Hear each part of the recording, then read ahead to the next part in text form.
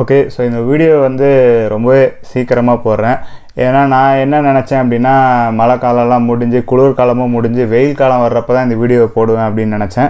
பரவாயில்ல, சீக்கிரமாகவே வந்து ரெடி பண்ணிட்டேன். ஸோ இந்த வீடியோவில் என்ன பார்க்க போகிறோம் அப்படின்னா, ஸோ பீட்டாஸ்க்கு சில் கிளைமேட்டில் என்னென்ன ப்ராப்ளம்ஸ் இருக்குது, அந்த ப்ராப்ளம்ஸ் எல்லாம் வந்து எப்படி அவாய்ட் பண்ணலாம், அப்படி ப்ராப்ளம் வந்துருச்சு அப்படின்னா எப்படி க்யூர் பண்ணணும் அப்படின்றத இந்த வீடியோவில் பார்க்க போகிறோம். ஸோ வாங்க வீடியோக்குள்ளே போகலாம். நான் வீழ்வேன் என்று நினைத்தாயோ?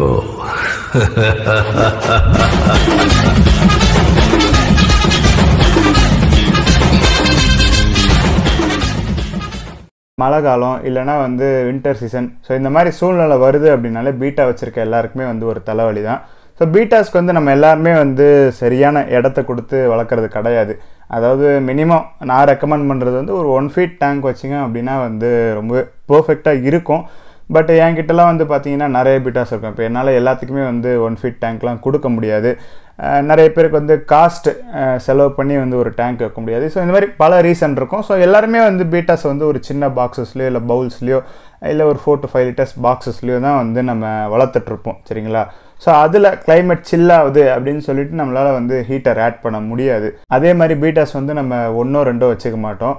நம்மளால் எவ்வளோ வச்சுக்க முடியுமோ அவ்வளோ கண்டிப்பாக வந்து வச்சுப்போம். இப்போ உதாரணத்துக்கு பார்த்தா என்கிட்ட வந்து தாய்லாந்து ஷிப்மெண்ட்டில் ஒரு 40 மீன் வந்துருக்கு. அதை தாண்டி ஒரு 10 இருக்குது. அப்புறம் ஓன் கலெக்ஷனில் ஒரு 2 பேர் வச்சுருக்கேன். எப்படியும் ஒரு 50-55 பீட்டாஸ் வந்து நான் வச்சுருப்பேன். ஸோ 55 பீட்டாஸுக்கும் வந்து தனி பார்ட்டிஷன் கொடுத்து தனி ஹீட்டர் என்னால் ஆட் பண்ண முடியாது. ஸோ இந்த மாதிரி ஒரு ரீசன் இருக்கும் அதுக்கு ஏன் நம்மளால் ஒரு நல்ல ஒரு விஷயத்தை கொடுக்க முடியலை அப்படின்ட்டு. ஸோ அந்த நல்ல விஷயங்கள் கொடுக்காததுனால இந்த சில் கிளைமேட்டில் என்னென்ன பிரச்சனை வரும் அப்படின்றத நம்ம பார்க்க போகிறோம். ஸோ அந்த பிரச்சனைங்க என்னென்ன அப்படின்னு பார்க்குறதுக்கு முன்னாடி அதை எப்படி கண்டுபிடிக்கணும் அப்படின்றத பார்ப்போம். ஏன்னா நிறைய பேருக்கு வந்து ஒரு ஃபிஷ்ஷுக்கு உடம்பு சரியில்லை அப்படின்னாலே அதை கண்டுபிடிக்க தெரியறது கிடையாது. என்கிட்ட 2000 ரூபாய்க்கு ஒருத்தர் வந்து ஃபைட்டர் வாங்கினார். அதுக்கு உடம்பு சரியில்லாமல் போகிறப்ப ஓனருக்கு அதுக்கு சரியில்லை அப்படின்றதே தெரியலை. எனக்கு கேஷுவலாக ஒரு வீடியோ அனுப்பிச்சார், ப்ரோ ஃபிஷ்ஷு ரொம்ப மோசமாக இருக்குது, சிக்காக இருக்குன்னு. அவருக்கு அது தெரியலை. நான் சொன்னதுக்கப்போ தான் வந்து தெரிஞ்சுதே அவருக்கு. ஸோ அந்த மாதிரி சிக்கான ஃபிஷ்ஷை வந்து எப்படி கண்டுபிடிக்கணும் அப்படின்றத நான் சொல்கிறேன். ஸோ வாங்குறப்ப என்ன கலரில் இருக்கோ அப்படியே தான் வந்து இருக்கும். ஸோ அது ஆரோக்கியமாக இருக்குது அப்படின்னா சேம் கலர், வாங்குறப்ப என்ன கலரில் வைப்ரண்ட்டாக இருந்துச்சோ அப்படியே தான் வந்து இருக்கும். ஒரு சில ஜம்பிங் ஜீன்ஸ், அதாவது கலர் சேஞ்ச் ஆகிற பீட்டாஸ் வந்து கலர் சேஞ்ச் ஆகும். பட் கலர் சேஞ்சிங்க்கும் கலர் ஃபேடிங்க்கும் வந்து நிறைய வித்தியாசம் இருக்குது. ஸோ கலர் ஃபேட் ஆகுது, உங்கள் மீனோட கலர் வந்து மங்குது, குறிப்பிட்டு ஒரு இடத்துல மட்டும் மங்காது, சரிங்களா? ஒரு இடத்துல மட்டும் கலர் ஃபேட் ஆகிற மாதிரி தெரியுது அப்படின்னா அது வந்து ஜம்பிங் ஜீன் தான். ஸோ உங்கள் பீட்டை வந்து கலர் சேஞ்ச் ஆகுது. பட் டோட்டல் பாடியில் வந்து கலர் கொஞ்சம் கொஞ்சமாக ஃபேட் ஆகுது அப்படின்னா அதுக்கு வந்து ஏதோ ஒரு பிரச்சனை அப்படின்றத வந்து நீங்கள் புரிஞ்சுக்கணும், சரிங்களா? ஸோ விஷயம் இதுதான், கலர் ஃபேடிங்கை வந்து ஞாபகம் வச்சுக்கோங்க. ஆனால் கலர் ஃபேட் அவுட் ஆகிறதுக்கு முன்னாடி இன்னொரு விஷயமும் வந்து நம்ம கவனிக்கணும். ஸோ ஃபிஷ்ஷு ரெகுலராக இருக்கிற ஆக்டிவ்னஸ் வந்து குறையும். ஸோ அதுக்கப்புறம் தான் வந்து கலர் ஃபேட் ஆக ஆரம்பிக்கும். ஸோ எப்பயுமே வந்து ஆக்டிவாக ஸ்விம் பண்ணிகிட்ருக்க ஃபிஷ் ஒரு இடத்துல நிற்குதா அப்படின்றத பாருங்கள். ஸ்பேஸ் கொடுத்து நீங்கள் டேங்க் வச்சுருக்கீங்க. இப்போ என்னோடய ஓன் கலெக்ஷன் வந்து நான் 2 பேர் வச்சுருக்கேன், 4 ஃபிஷ் இருக்குது. ஸோ அந்த 4 ஃபிஷ்ஷுக்குமே வந்து நான் 10 inch டேங்க் கொடுத்துருப்பேன். ஸோ அந்த 10 inch டேங்க்கில் 4மே வந்து பார்த்திங்கன்னா எப்பயுமே ஃப்ரீ ஸ்விம் பண்ணிகிட்டே இருக்கும். ஸோ அசையாமல் என்னைக்காச்சும் ஒரே இடத்துல ரொம்ப நேரம் நிற்கிற மாதிரி எனக்கு தெரிஞ்சுது அப்படின்னா ஸோ எதனா ஒரு பிரச்சனை இருக்குது அப்படின்னு அர்த்தம். ஸோ வந்து ஆக்டிவ்னஸ் தான் குறையும். ஸோ கொஞ்சம் கொஞ்சமாக அங்கங்கே நிற்க ஆரம்பிக்கும். ஸோ நிற்குது அப்படின்னா அதுக்கு அடுத்தபட்சமாக வந்து இந்த கலர் ஃபேட்னஸ் எல்லாமே வந்து ஆரம்பிக்கும். ஸோ சில் கிளைமேட்டில் மோஸ்ட்டாக என்ன ப்ராப்ளம் வரும் அப்படின்னா பேரசைட் ப்ராப்ளம் தான். அவுட் சைட் பேரசைட் ப்ராப்ளம் வந்து சில் கிளைமேட்டில் வரும். பீட்டாஸ்க்கு சொல்கிறேன், இன்னும் நிறைய பிரச்சனை மற்ற ஃபிஷஸ்க்கு வரும். பட் பீட்டாஸ்க்கு மேக்ஸிமம் வந்து இந்த அவுட் சைட் பேரசைட் தான் வந்து ப்ராப்ளமாக வரும்.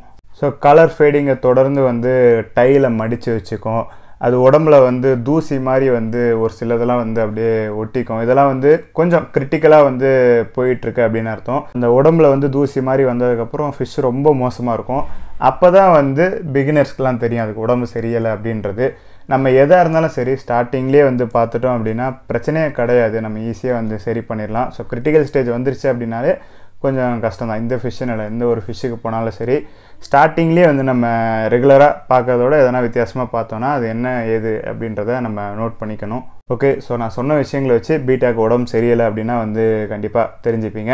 ஸோ இது ரொம்ப முக்கியமான விஷயம், அதனால தான் இதை சொன்னேன். ஸோ இதுக்கப்புறம் பீட்டாஸை வந்து சில் கிளைமேட்டில் நம்ம எப்படி மெயின்டைன் பண்ணோம் அப்படின்றத சொல்லிடுறேன்.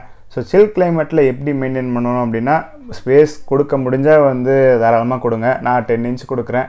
உங்களால் எவ்வளோ சைஸில் வந்து டேங்க் ப்ரொவைட் பண்ண முடியுமோ அவ்வளோ வந்து ப்ரொவைட் பண்ணுங்கள். ஸோ டேங்க்கில் வந்து நிறைய ஸ்பேஸ் இருக்குன்னா நிறைய ஸ்விம் பண்ணும். ஸோ நிறைய ஸ்விம் பண்ணுது அப்படின்னா டைஜஷன் வந்து நல்லாயிருக்கும். ஸோ கிளைமேட் வந்து சில் ஆகுது அப்படின்னா அதோட டைஜஷன் வந்து ரொம்ப ஸ்லோவாக இருக்கும். ஸோ ஸ்லோவாக இருக்குது அப்படின்றப்ப நம்ம ஃபீடிங்கையும் கம்மி பண்ணணும். ஸோ இப்போ நான் வந்து ரெகுலராக வந்து 2 வேளைக்கு வந்து ஃபீட் பண்ணுவேன். ஸோ கிளைமேட் வந்து சில் ஆகுது அப்படின்றப்ப அதை வந்து ஒன் டைமாக வந்து ஃபீடிங்கை வந்து நான் மாற்றிப்பேன், நல்ல ஸ்பேஸ் கொடுத்து. ஏன்னா என்னோட 10 இன்ச் டேங்கில் பீட்டாஸ் எப்பயுமே வந்து ஸ்விம் பண்ணிகிட்டே தான் இருக்கும். ஸோ ஸ்விம் பண்ணிகிட்டே இருக்கிற டேங்க்லேயே வந்து நான் ஒன் டைம்னு மாற்றிடுறேன். ஸோ நீங்கள் இன்னும் சின்ன கப்பு சின்ன பாக்ஸஸில் தான் போடுறீங்க அப்படின்னா அப்போ இன்னமும் வந்து ஃபீடிங்கை குறைக்கணும், சரிங்களா? ஸோ ஒன் டைம் அப்படின்றதுலேயே வந்து நீங்கள் இன்னும் ஃபீடை வந்து கம்மி பண்ண வேண்டியது இருக்கும். ஸோ ஸ்லோ டைஜஷன் இருக்குது அப்படின்றப்ப நம்ம ஃபீடிங்கை வந்து கம்மி பண்ணுறது ரொம்ப நல்லது. ஸோ இந்த ஃபீடு கம்மி பண்ணுறதுனால எந்த ஒரு பிரச்சனையும் வரப்போகிறது கிடையாது, சரிங்களா? ஃபீடை கம்மி பண்ணால் அது ரொம்ப கஷ்டப்படும் அப்படிலாம் கிடையாது. ஸோ நல்லா டைஜஸ்ட் ஆகிற மாதிரி உங்களுக்கு தெரிஞ்சுது அப்படின்னா நீங்கள் தாராளமாக அதுக்கேற்ற மாதிரி ஃபீட் போடலாம். நான் இந்த 2 வேளை ஃபீடு அப்படின்னு சொல்கிறதுனா சும்மா குத்து மதிப்பாக தான். குட்டிங்களுக்குலாம் வந்து அதாவது வீட்டிலே பிறந்த குட்டிங்களுக்குலாம் வந்து டைஜஸ்ட் ஆக ஃபீடு போடுவேன். ஸோ டைஜஷனை நோட் பண்ணி உங்களால் ஃபீட் பண்ண முடியும் அப்படின்னா தாராளமாக எத்தனை டைம் போடணும் அப்படின்றத பார்த்து ஃபீட் பண்ணுங்கள். அதே மாதிரி பீட்டாஸ்க்கு எப்பயுமே வந்து வாட்டரில் கொஞ்சோண்டு ராக் சால்ட்டை வந்து ஆட் பண்ணியே வச்சுக்கோங்க. ரொம்ப கம்மி லெவல் தான், லிட்டருக்கு 1/2 ஸ்பூன் அப்படின்ற அளவில் வந்து ராக் சால்ட் ஆட் பண்ணி வச்சுக்கோங்க. ஸோ இது வந்து பேரசைட் ப்ராப்ளம்ஸ் வராமல் முடிஞ்ச அளவுக்கு வந்து அவாய்ட் பண்ணிடும். ஸோ பேரசைட் ப்ராப்ளம் எதனா வருது இனிஷியலாகவே வந்து நான் பார்த்துட்டேன் அப்படின்னா என்ன பண்ணுவேன் அப்படின்னா கண்டினியூஸாக வந்து தினமும் வாட்டர் சேஞ்ச் பண்ணி அதுக்கு ராக் சால்ட் ஆட் பண்ணுவேன். இதை வந்து ஒரு 3 to 4 days வந்து ஃபாலோ பண்ணுவேன். ஸோ அது வந்து க்யூர் ஆகிடும். நான் இனிஷியலாகவே வந்து நோட் பண்ணி கண்டுபிடிச்சிருவேன். ஸோ அதனால் எனக்கு வந்து ராக் சால்ட்டை வச்சே வந்து க்யூர் ஆகிடும். இப்போ நான் இம்போர்ட்டட் பீட்டாஸ்லாம் வந்து விலை அதிகமாக எடுத்திருக்கேன். அந்த தாய்லாண்ட் ஷிப்மெண்ட் சொன்னேன் பார்த்தீங்களா?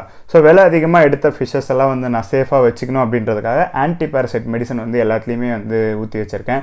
ஸோ ஆன்டி பேரசைட் மெடிசன் அப்படின்றது நிறைய பிராண்டில் இருக்குது. ஸோ அது வந்து ஜஸ்ட்டு பேரசைட் அப்படின்ற வார்த்தை வந்து அந்த மெடிசனில் மென்ஷன் ஆயிருந்துச்சு அப்படின்னா அதை வந்து நீங்கள் யூஸ் பண்ணிக்கலாம், சரிங்களா? எந்த பிராண்ட் இது வேணால் யூஸ் பண்ணலாம். இந்த பிராண்டு தான் நல்லாயிருக்கும் அப்படிலாம் கிடையாது.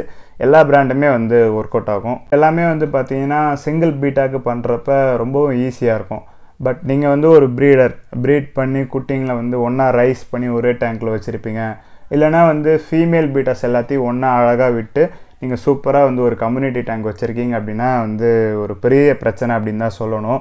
ஸோ கம்யூனல் டேங்க் நம்ம வச்சுருக்கப்ப அதில் என்ன பிரச்சனை அப்படின்னா ஒரு பீட்டாக்கு எதனா ஒரு பிரச்சனை வருது அப்படின்னா அப்படியே மொத்தமாக ஒன்றுத்துக்கும் பரவிட்டே போயிடும். ஸோ ரொம்ப கஷ்டம் கம்யூனல் டேங்க்கு. அதில் வந்து நம்ம க்யூர் பண்ணுறதுக்கு எதனா பண்ணுறோம் அப்படின்னாலும் ரொம்ப லேட் ப்ராசஸ் தான் ஆகும். ஸோ அதில் ஒரு 2-3 ஃபிஷ்ஷஸ் இழக்கிறதுக்கு நிறைய சான்சஸ் இருக்குது. ஸோ ஒரு உதாரணத்துக்கு சொல்லணும் அப்படின்னா எனக்கு பிளான்டட் டேங்க்கில் ஒரு 70-80 எல்லோ கேலக்ஸி குட்டிங்க இருந்துச்சு. இப்போ அந்த குட்டிங்க நல்லா வளர்ந்து ஒரு கிளாஸ் டேங்க்கில் வச்சுருக்கேன். பட் அதுங்க பிளான்டட் டேங்க்கில் இருக்கிறப்ப சுத்தமாக அதுங்க எல்லாத்துக்குமே வந்து உடம்பு சரியில்லை. பேரசைட் ப்ராப்ளம் தான் சில் கிளைமேட்னால. தினமும் வந்து எனக்கு ஒரு 5-6 குட்டி வந்து செத்துக்கிட்டே இருந்துச்சு. எல்லாமே வந்து டைலை மடக்கி வச்சுட்டு மேலேயே வந்து நிற்குதுங்க. எனக்கு என்ன பண்ணுறதுனே தெரியலை. ஏன்னா பிளான்டட் டேங்க்கு மெடிசன்ஸ் ஆட் பண்ண ஒர்க் ஆகலை. ராக் சால்ட் ஆட் பண்ண முடியாது, ஹீட்டர் போட முடியாது, கண்டினியூஸாக வந்து வாட்டர் சேஞ்ச் பண்ணிக்கிட்டும் இருக்க முடியாது. எனக்கு என்ன பண்ணுறதுனே புரியலை. கிட்டத்தட்ட ஒரு 20-25 குட்டிங்க வந்து இறந்துட்டுருக்கும், சரிங்களா? ஸோ அதுக்கப்புறம் தான் வந்து அதுங்களை பிளான்டட் டேங்க்லேருந்து எடுத்து தனியாக வந்து ட்ரீட் பண்ணி அதுங்களை வந்து சர்வை பண்ணேன். அந்த 70-80 குட்டிங்களில் என்னால் 30 தான் காப்பாற்ற முடிஞ்சுது. அதுவே வந்து ஏதோ லக்குன்ற மாதிரி தான் வந்து எல்லாம் உயிர் பிழைச்சிதுங்க. இதுதான் ஒன்றா மீனுங்க இருக்குது அப்படின்னா வந்து அது ரொம்ப கஷ்டம். ஏன்னா நம்ம எதனா ட்ரீட் பண்ணுறோம் அப்படின்னா வந்து ஒன்று சரியானாலும் இன்னொன்றுக்கிட்ட இருந்து டக்குன்னு அந்த பாதிப்பு வரதான் செய்யும். அதே மாதிரி ஃபிஷ்ஷுக்கு உடம்பு சரியில்லை அப்படின்னா வந்து டைஜஷன் வந்து ரொம்ப மோசமாக இருக்கும். ஸோ அந்த டைமில் வந்து நீங்கள் ஃபீட் பண்ணாதீங்க. ஃபீடு வந்து ரொம்ப கம்மியாக தான் எடுக்கும். பட் அதுவே வந்து தேவையில்லாதது தான். ஆனால் உடம்பு சரியில்லாதப்போ ஒரு ஃபீடு எடுத்து அது நல்லா டைஜஸ்ட் ஆகி அதுக்கு தேவையான சத்து கிடைக்குது அப்படின்னா நல்லது தான், சரிங்களா? ஸோ நான் என்ன ஃபீடு ரெக்கமெண்ட் பண்ணுவேன் அப்படின்னா மொயினா தான். ஸோ அது ஒரு லைஃப் ஃபீடு, சின்ன பூச்சி தான், பட் பயங்கரமான டைஜஸ்டிவ் ரிசல்ட் தருது. ஸோ உடம்பு சரியில்லாத பீட்டாஸ்க்கு வந்து நான் மொயினாஸ் தான் வந்து போடுறேன். பயங்கர ஃபாஸ்ட்டாக டைஜஸ்ட் ஆகுது. ஆக்சுவலாக நம்ம மெடிசன்ஸ் எதுவுமே யூஸ் பண்ணாமல் கூட மொயினாஸை ஃபீட் பண்ணியே வந்து சரி பண்ண முடியுது பீட்டாஸில். ஸோ மொயினாஸ் நல்லா நிறைய எடுக்குதுங்க, நல்லா டைஜஸ்ட் ஆகுது உடம்பு சரியில்லாதப்பயே. ஸோ ஃபிஷ்ஷஸ் வந்து அதில் கிடைக்கிற ப்ரோட்டீன் மூலயமாவே வந்து ப்ராப்ளம்லேருந்து ரெக்கவர் ஆகிடுது. இதை தான் வந்து என்னோடய அந்த 70 குட்டிங்களில் 30 காப்பாற்றினேன்னு பார்த்தீங்களா, அந்த 30 இப்படி தான் காப்பாற்றினேன். மெடிசன் எதுவுமே வந்து ஒர்க் அவுட் பண்ண முடியலை, எல்லாம் ஒன்றா இருக்கிறதுனால. ஸோ இந்த மாதிரி மொயினாஸை ஃபீட் பண்ணி அதோட ஆரோக்கியத்தை இன்க்ரீஸ் பண்ணி தான் வந்து நான் காப்பாற்றினேன்.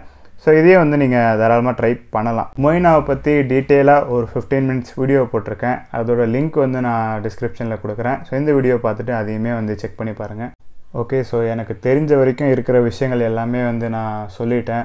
Water changer, rock salt, heater முடிஞ்சால் வந்து ஆட் பண்ணலாம், ஆன்டி பேரசைட்டு, பீட்டாஸ்க்கு கலர் ஃபேட் ஆகுறது, மொய்னாஸை வச்சு ஸ்ட்ரென்த் இன்க்ரீஸ் பண்ணி காப்பாற்றுறது. ஸோ இப்படி எல்லாமே வந்து நான் தெரிஞ்சதை சொல்லியிருக்கேன்.